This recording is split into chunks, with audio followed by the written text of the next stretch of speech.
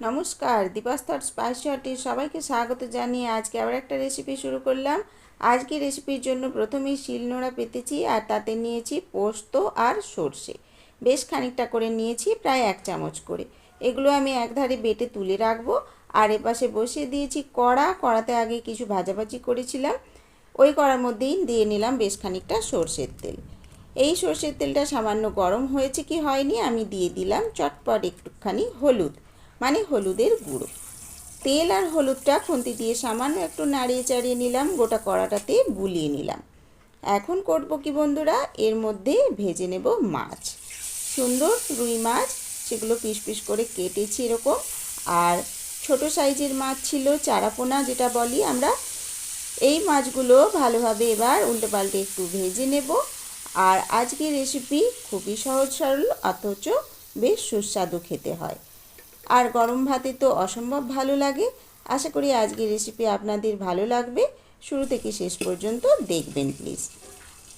কথা বলতে বলতে এই পাশে দেখুন মাছগুলো সব ভেজে নিয়েছি, দিয়ে একটা থালার মধ্যে তুলেও রেখে নিয়েছি। এবার মূল পর্বে চলে এলাম, মানে রেসিপিটি শুরু করে দিলাম। ওই কড়ার মধ্যে আবার একটু সর্ষের তেল দিয়েছি, সেটা গরম হতেই আমি দিয়ে দিচ্ছি কয়েকটা কাঁচা লঙ্কা, যেগুলো মাঝখান থেকে একটু ফাটিয়ে নিয়েছি। দিয়ে বেশ তেলটার মধ্যে দিয়ে নিলাম, সামান্য একটু ভাজা ভাজা করে নেব। আর যাতে না লঙ্কাটার এই বীজগুলো ফেটে ঠিক রয়, সেই জন্যই আমি এই সামান্যভাবে ফাটিয়ে নিয়েছি।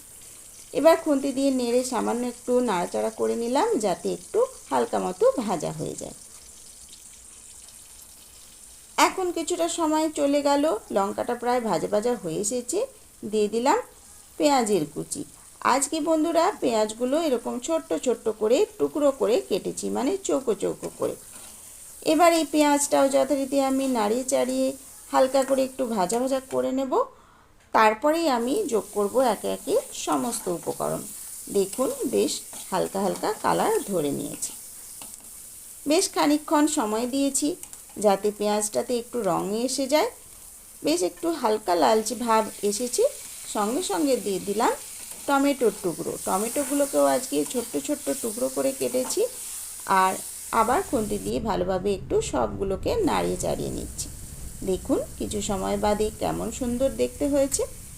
সমস্তটাই সামান্য একটু ভাজা ভাজা হয়ে গেলেই এবার একে একে পরবর্তী উপকরণ হিসেবে আবার আমি দিয়ে দিচ্ছি বেটে রাখা সর্ষে আর পোস্তটা।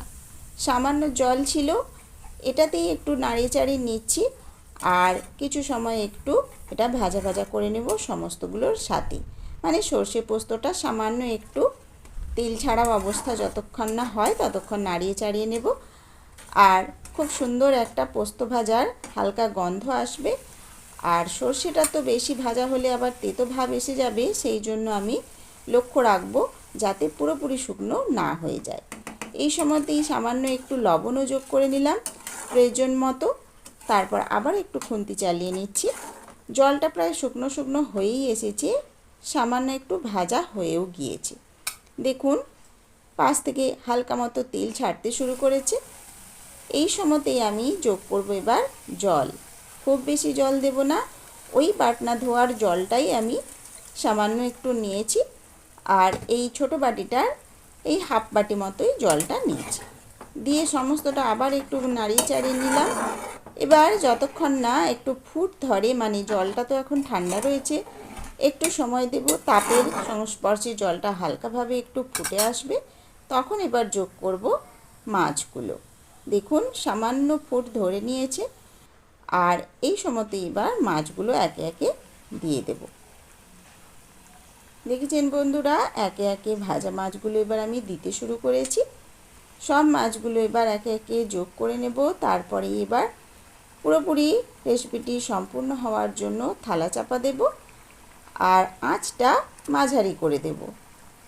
একদম নরম করে নেবার জন্য আঁচটা মৃদু করে দেওয়া দরকার, কিন্তু যেহেতু মাছটা আমার আগের থেকে ভাজা রয়েছে, খুব বেশি নরম যাতে না হয়, চটপট রান্নাটি হয়ে যায়। সর্ষে পোস্ত বেশি ফোটানোর দরকার নেই, সেই জন্য মাঝারি আঁচ করে বেশ একটু টকবক করে এই যে বাটনার জলটা ফুটতে শুরু করেছে।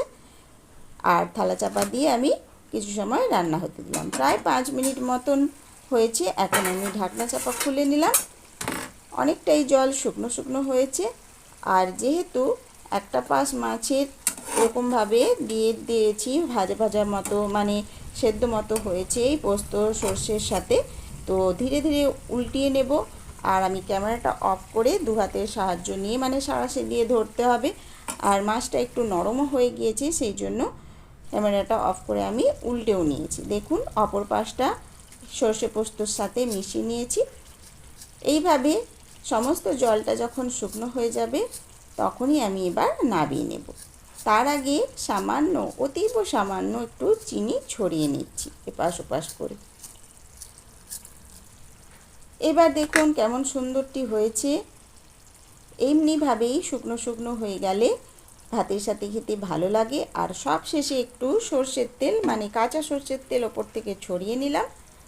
আর এই সময়তেই ঢাকনা চাপা দিয়ে দেব, আর আঁচটাকেও একেবারে বন্ধ করে দেব।